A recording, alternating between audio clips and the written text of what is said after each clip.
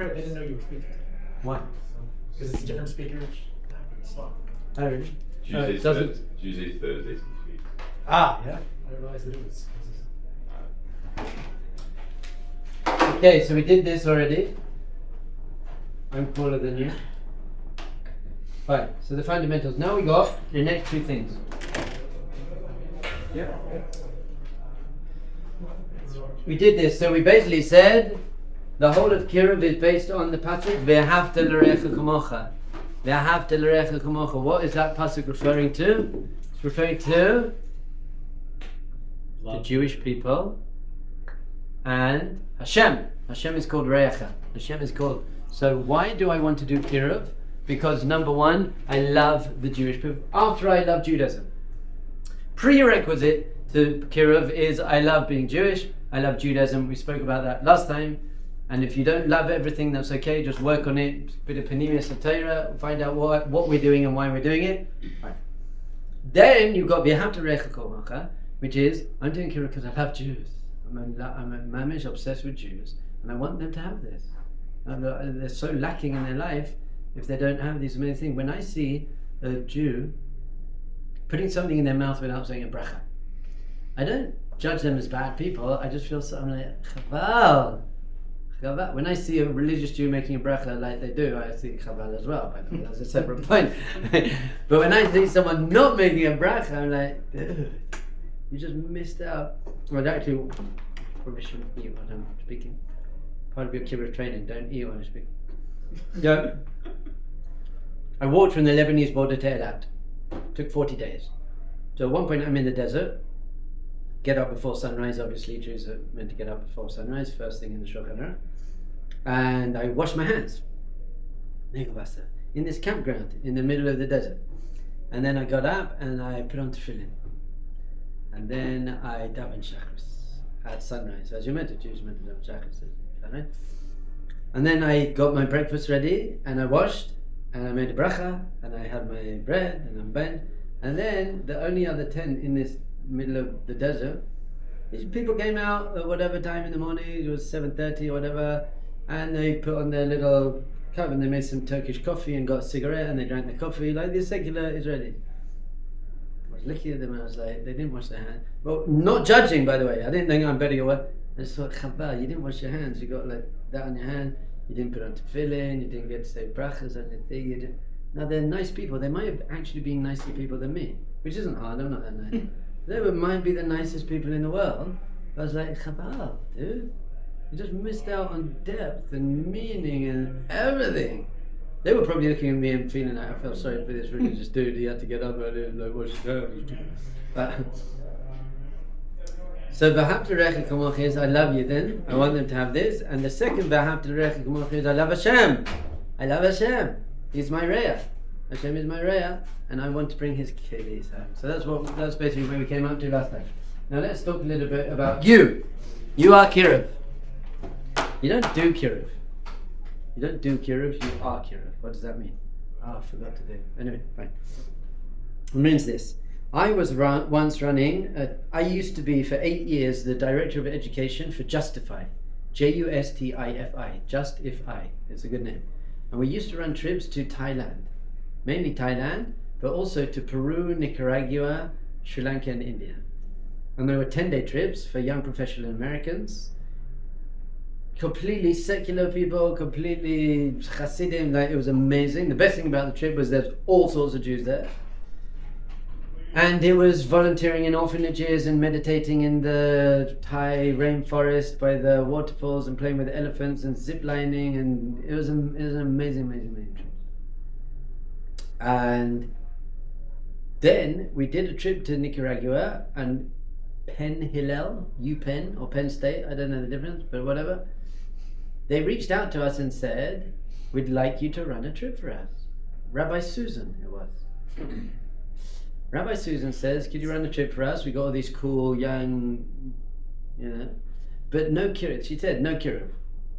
We don't want Kiruv. We want Torah content, of course. We're Jews. We love Torah content, social justice, and nice, V'ahavta l'recha kamocha. You can do that, but we don't want you to makar them, So we said, fine, we'll do that. So they came, this whole group of maybe 25 kids from Penn State, UPenn, whatever it was, very left-wing, liberal, pluralistic, and they were cool.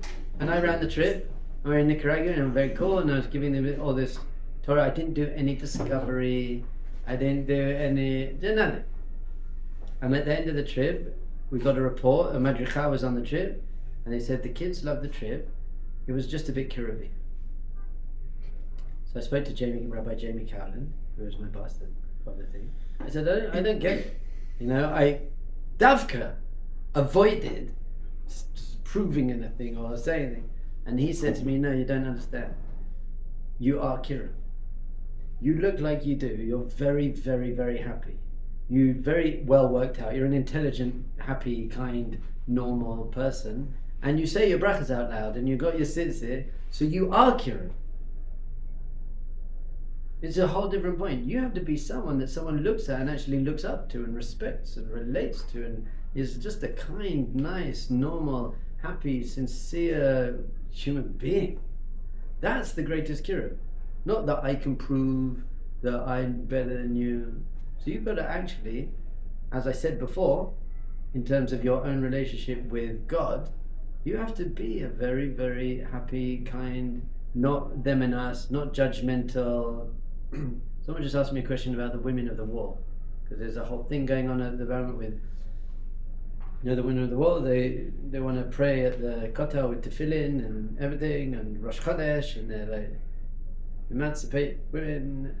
So someone asked me a question about them, and I said I actually really respect them, because they're passionate Jews fighting they're very into their Jewish identity. This is a mistake. The mistake is they're fighting for their rights, and Judaism believes in obligation. What's my obligation? What's being asked of me? What's good for me? Not what's in it for me. I think they're wrong, but I think they're nice people. Someone said to me, what do you think about the Jerusalem Gay Pride March? So I said, I'll tell you the truth. I'm actually quite proud that Israel's the only country in the Middle East where you can have a gay pride march.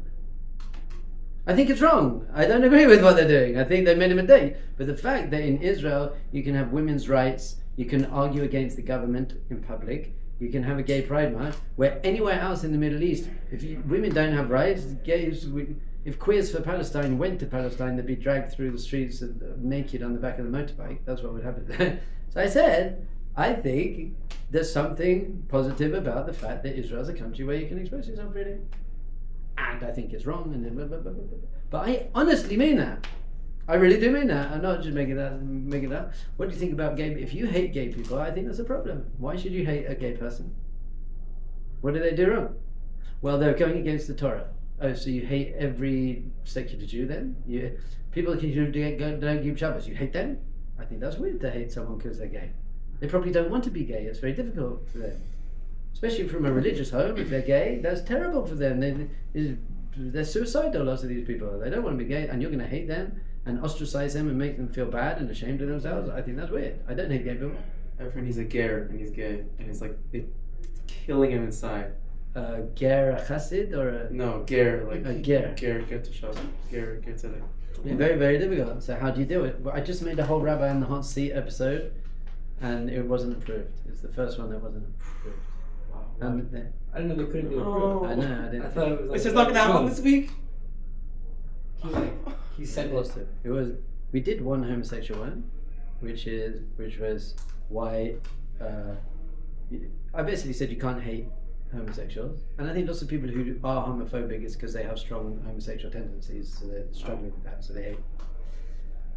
So I said you can't hate them, but then I explained why Hashem doesn't want homosexuality, because it's not spiritually good, because yin and yang, light and dark, male and female, hot and cold. The universe is made up of opposites. Harmony comes through the connection of opposites. And also we're made in the image of God. And in the image of God is a creator, and you can't create, whatever. But this time it says, okay, I get that, but why did God make me gay? Which is a fair question. And the second question was, but okay, whatever, what do I do about it? But then there was also contraception and women pleasuring themselves. It was a very good episode. It was a very good episode. And the gay pride one was that. But I said it's cool to have the episode that isn't published. So you could like sign up.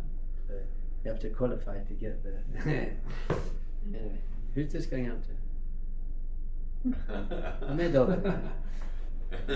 Anyway, so I think you just need to be a really nice, normal, kind, non-judgmental, wonderful, healthy person. Especially because you look like you do. You look weird. You look weird. We got little stuff sticking out our head and string. We've got lots of dangly stuff going on in this speech. We're very dangly, like whatever's happening, like dangling. Like, what are we going on with it?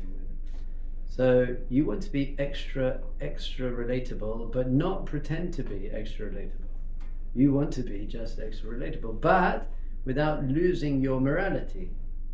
So don't be, well, in the name of Kiruv, I'm just going to get wasted and make out with some college girl. I mean, like, there's got to be a point where they actually respect you. So that is a very important balance to play. That they like you, and they relate to you, and they care what you have to say, but they also respect you. You're not being some like, yes. Do people in Kiruv, like yourself, to keep up with like the world and like the hawk of what's going on, so that they can bridge that Yes, gap? it's a good thing to do, a bit of huck. But not that I actually care. I'm not. No, I understand. Sometimes I'll say something and someone will say like, everyone's playing Fortnite, so I'll just say the word Fortnite in all my classes. Subway Surfers. I'll try and understand. I know that the Knicks just beat the Spurs, so I know that, but I don't really go out of my way to learn that stuff. But I think it's worth knowing that, just to be somewhat relatable. I know what's going on. It's the World Cup now. I'm English. Yeah. What's the view on, say, I went to college, and so let's say you're talking to, you're a little older now, and talking to kids that are in college now, is like relating to them, like telling them about the things that you. Yes, I'm good with that. I think it's very important to share your journey and your current struggles and your thing. I wouldn't speak to any secular group without telling them that I smoke weed. It's going to be one of the first things I say, actually.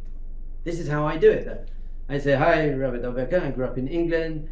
I did lots of sport, and then I went to Manchester University. I studied philosophy, and everyone laughs, and it's like, now suddenly I'm interesting. Now suddenly they're like, okay, I can actually relate. You're not just some weird-looking British guy with a beard telling me how to live my life. It's like, leave me alone. Now you're someone who I actually respect. But I'm not going to go and smoke weed with them to be cool. That's the balance. I smoke weed on my own. I don't smoke weed anymore, but I'm not smoking weed with a new kid. If I were to smoke weed again, it wouldn't be with my students or some kids to look cool. I'm not going out to a bar to look cool to Makarev's kids. I don't know. I do have my, and I think they respect it. Here's a very good example. I sometimes in my classes mouth curse words. Like, I don't know if I need to do it. Well, like, I'll say that in a class. I'm like, what the? And, if you don't drink that, man, you're such a... So I asked the Rosh Yeshiva, Rabbi Berkovich, huge man. The fact that I felt comfortable asking him already says what a big man he is. But I said, I do this. Am I allowed to do this? Is this naval pay? Is this okay for me to mouth curse words? And he thought about it. And he said, yes. For 2 reasons. Reason number 1 is so that you're relatable and funny. Reason number 2 is you're actually teaching them that you can't say them. What a gaon. You're showing them that I'm not actually going to say that. You're teaching them that you shouldn't say curse words by saying it but not saying it. Isn't that godless? What a gadol. So now I do it even more. I'd like, thank for that, Rib. See, you got to know when to. The sincerity, number 1, sincerity, tamimus. Tamimus, be authentic, be real. Words that come from the heart, your personality. I'm not trying to impress. I'm not trying to impress you. I'm not trying to show you I'm cool. Like, I've seen some rabbis trying to be cool, and they're just not. I actually had a colleague once, and he said to me, I relate to the students. They went on a trip, like sports or whatever, to the park, and he goes, I took off my jacket. I was like, okay. Now they can really relate to you. But it did help them. On his level, it was cool. But don't try and be cool. People want you. People want you to be authentic. Just be you and just be normal and from your heart. And this is what I think and this is what I'm not trying to pretend to be something I'm not to impress other people. Very important when you're dating, by the way. The amount of people, and you think this is crazy, but it happens often. Rebbe, I'm going on my first date tonight. Do you have any suggestions? Yes, just be normal, be you. Just don't try. And they'll be like, yeah, but what if she doesn't like me? Like, then you should marry her. Probably. No, actually pretend you're someone you're not, really impress her, and then get married, and then she'll hate you, and she'll have pretended that she's someone she's not, and then you get home and you're neither of who neither you are. If you're yourself and she doesn't like you, better probably, it's a good sign not to get that. So people very, very, very, very much like authenticity, and just real and present, funny, nice, chilled, relaxed, happy. Be relatable yet still I think I basically said this whole slide out of it. So here, I want someone to look at me and say, I get this guy. I actually want what he has. I want what he has. Not necessarily in terms of religion yet, but he's just a really happy person. He's just a really nice and kind person. He's a happy, nice, kind, present person. He's intelligent, he's well thought out. I actually spoke to a group the other day, secular guys, young professionals from America, and I said to them, how many people in your office do you actually admire, look up to? And they were like, no one really. Do you know how many people in my office I admire and look up to? Everyone. Rabbi Green, Rabbi Eid, Rabbi Elson, Rabbi Sklar, Rabbi Thinking, everyone here. Everyone in this building. Now, I'm not saying every religious Jew is a healthy person, but if you look around here, like Rose, healthy, nice, kind, amazing, caring, loving people. So when people see that, genuine people, that's very good Kiruv. This is a genuine person. This is someone who actually cares about me. I said things to people and they said to me, you know what? I think that's the first kind thing anyone really said to me, because their whole society is about banter and roasting. No one's ever said to them anything nice or uplifting or kind. So you want to be Kiruv. You don't want to do Kiruv. Be genuine, happy, good. Genuine about your own journey and your flaws. Confident, but not self-righteous. Confident. How do you gain confidence, by the way? And self-worth. How do you gain self-worth? What's the key to self-worth? Sticking to your values. Sticking to your values. Live up to your values. If I'm living up to my values, I feel really good about myself. Not because I'm perfect, not because I'm better than anyone else, not because I'm good looking or rich or clever or talented. When I do what I know I'm meant to do, I feel good. And that gives me immense self-confidence. Because self-confidence really means I'm confident in myself. I trust myself. I know I'll do what I need to do. And yes, sometimes I let myself down, but I get up, I apologize. Someone with the arrogance is putting other people down the whole time, and they actually they do feel good about themselves, they look self-confident, but they're very easy to offend. Very easy to put down. Arrogant people. Someone who has self-worth, you can't offend them, but they actually want to help other people, and they're not so obsessed with what other people think of them and the world around them. Someone with low self-esteem is obsessed with the external world, what impression they're giving. Someone with arrogance is also obsessed with the external world. They just happen to be getting it because they're good looking or rich. Someone with self-worth is so okay. I'm just okay in myself. I'm okay being myself. So you have to get that before I'm talking, this is generally in your life, nothing to do with Kiruv. Yourself, I'm okay in myself. So when I came into Yeshiva, I said, like, halacha is very important, and you can't mess with halacha.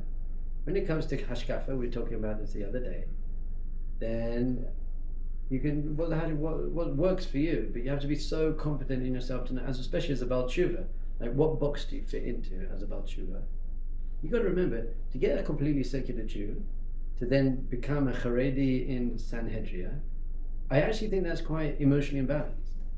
I don't think that 80% of secular Jews should end up as a Israeli Haredi in Sanhedria. I think 20% should, 15% maybe. So we've got to understand, what am I even guiding people towards? Am I guiding toward, I think, not modern Orthodox, although they've messed up the thing, Orthodox modern, which means I'm all about Shabbos, Torah, mitzvahs, brachas, tefillah, and I go to work and I watch the football sometimes. Like modern Orthodox it's all about the football and my work, and I happen to keep Shabbos. Okay? But a very healthy approach that I think when I'm talking to people is I want them to keep halacha and love Yiddishkeit. Keep halacha, love Yiddishkeit. Do I feel that they have to end up wearing a black hat? I don't feel that personally. I've been 18 years here, I don't have a black hat yet. I've got a blue cap, it's cooler. So it's also, I went to the American Jewish Outreach, the A-Job conference, and this famous rabbi, I forgot who it was, Weintraub, something, he got up, the whole crowd, and he said, what are we even encouraging people to? How healthy is your community? How many people in your minyan are doubling the commandment? It was like, it was amazing. Then Rabbi Avram Shlosi came up afterwards and was like, thanks for that. Now anything I say they're going to love. Or something like that. It was true. What are you encouraging people to? Are you encouraging people to health? Are they healthy people? Are they kind people? Are they nice, happy, normal, kind, normal people? So you've got to be very careful. So I've often spoken to lots of people and they say, you know what, I love the way you present Judaism. Where can I go? What community is living there? And I'm like, I don't know. How many communities are Ramish davening and just normal and nice and kind, and very few.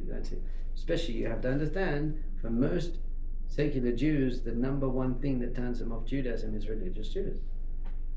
Now, unfortunately, you get to see that in the newspapers. You always see the Haredi protest and then this, or the only time you see a religious Jew is some guy wearing a black hat on an airplane, like making some woman move.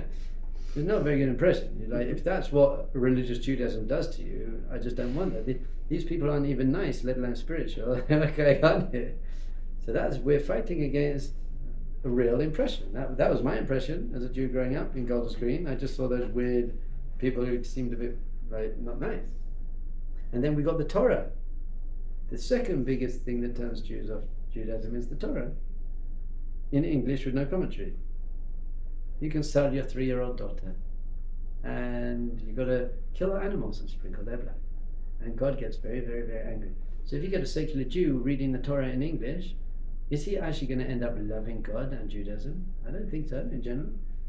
If you've got a secular Jew reading The Enlightened Jewish Master by Rabbi Dov Ber, if you had a choice, you've got a completely secular family member, and you could either give them my book or the Torah and say, read one of these books. Whose book? You definitely give my book. I'm not joking. My book's much better. Now, obviously, it's not, and you've got to learn the depth, and it's divine. But be real. That's how we felt. That's how you felt 2 years ago. So we've got to understand we've got real issues that we need to present. But number one thing is you need to be healthy, kind, present, chill, and not ever get into arguments like, no, you don't understand. Just chill. You're cooler. You're funnier. But you're not pretending to be to try and get them to. You have to be for your own sake. Be a healthy, non-judgmental, happy, nice human being. Yes. I don't know if this is gonna help. I mean, you can answer it if it does help the class, but why did Hashem make it like that? I'm not answering that question right now. We'll do that under the challenging questions section.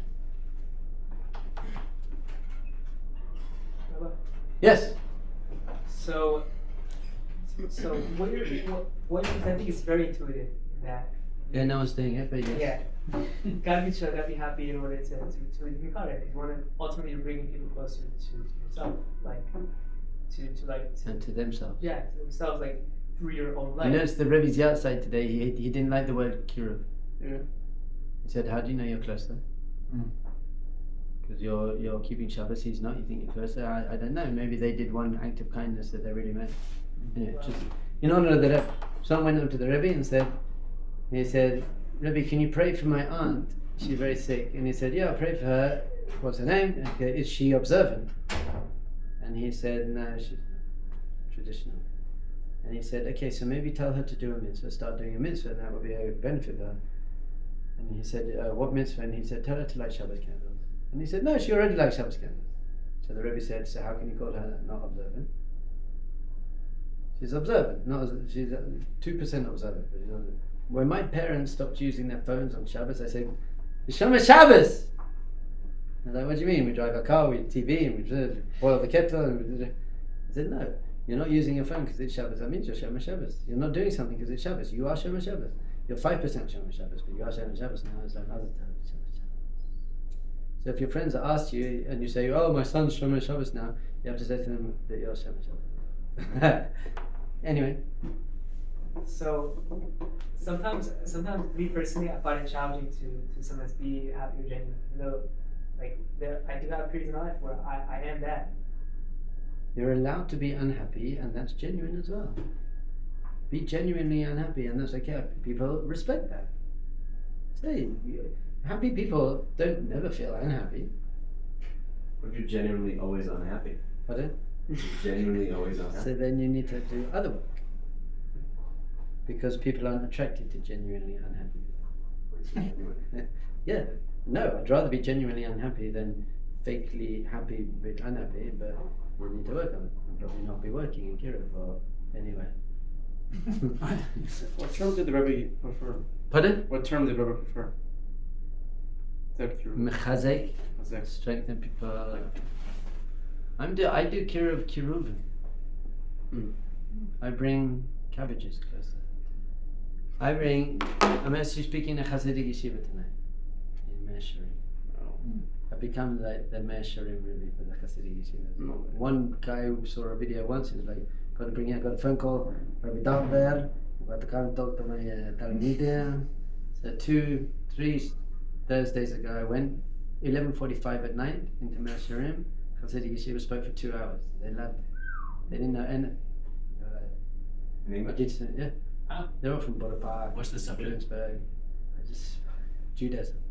Simcha, real simcha. I say, you're Hasidim, do you have real simcha? Or you just eat cholent, you jump up and down all the time? Are you real simcha? Good question. Are you really kind? Are you like... Okay, Robin, But they were cool, they loved it. And I didn't put them down, I just said, look, you're Hasidim chitzonian. And I chitzonian, not Hasid, but Penimis, I'm a Hasid, you know, Penimis, they found it very funny. I did some discovery stuff, showed them the proving the Torah. I did a meditation, turned off the light, turned on candles, Yanuka music, breathing meditation. Now they didn't that, so now I'm going to another yeshiva. I'm going to all the Hasidic yeshiva in my yeshiva. The Baal Tshuva Rebbe. The budget of Number C, letter C, validate people and their lives. Remember what we said yesterday? Why should you validate people? So that they trust you, so that you can makar of them. No! Because you should validate people, you idiot. Validate them. People need validation. It's like, I'm struggling with this. Oh, that's so stupid. But the people ask a question, you're like, that's a stupid question. Or what? I saw we used to have one-on-ones with a Yeshiva guy and a secular guy. And it was the day after the Super Bowl, and the secular guy was tired. And the guy said, why are you tired? He said, Super Bowl. And he goes, it's so meaningless. You stayed up all night just to want people to... I was like, you're such an idiot. You're just an idiot. But in general, you should validate people. Forget Kiruv. Validate. Yeah, I know that must be really hard for you. That's a great question. That's a great question. I validate my parents. When I became Baal Tshuva, and I was thinking of moving to a different yeshiva from Aish, I called my parents. And I said, what do you think? And I wasn't going to listen to what they said, because I don't think they knew.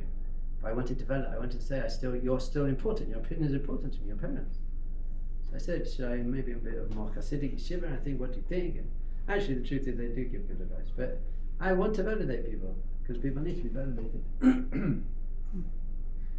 I feel they get me, actually care, actually listen. We want them to feel that they get me, not remember to get them to keep Shabbos, but because this is not just for Kiruv, this is for life. Awesome question. Ask them to share wisdom. We used to do these one-on-ones. Yeshiva guy, secular guy, and we sit down for the one-on-one, and the first thing I'd say, okay, what are you going to teach me? And they'd always say to me, what do you mean? You're meant to be teaching me? I said, no, it's a one-on-one. Who said I'm teaching? It's a one-on-one, so tell me something. I don't know anything. I said, there's got to be one movie you watched with a good message in it. There's got to be one quote you ever heard. There's got to be your football coach said something in parent, tell me something you know. And they feel like, and they say something, and I say, wow, that's amazing. You know what? It actually says that in Pirkei Avot. Tell me something else. Now, why am I doing that? To make him feel good about himself? Yes. Not to make him feel good about himself so I then can be Kiruv him. I want people to feel good about themselves. And I want them to know that they have wisdom and stuff in there. Have them feel good about them. Be on the same team, very important. Final point, because I've got to be in the seminary in 12 minutes. How's that going to happen? Is the best compliment anyone gave to me is, you know what, Rabbi, I just feel like you're on my team. So often it feels like there is the rabbis against us. I'm going to show you, I'm going to prove you, I'm going to make you from. You're wrong, I'm right. Your life is so empty and meaningless, secular, nothing. You're nothing. Judaism's perfect, I'm perfect. You're bad, I'm good. I'm going to get you. And that's bad. Because you're on the same team, actually.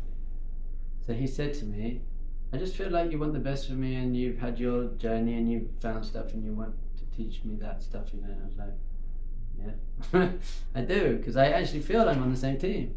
And I want to bring I might be the captain of the team at this point with you guys. I want to bring us all, let's go. We're on the same team.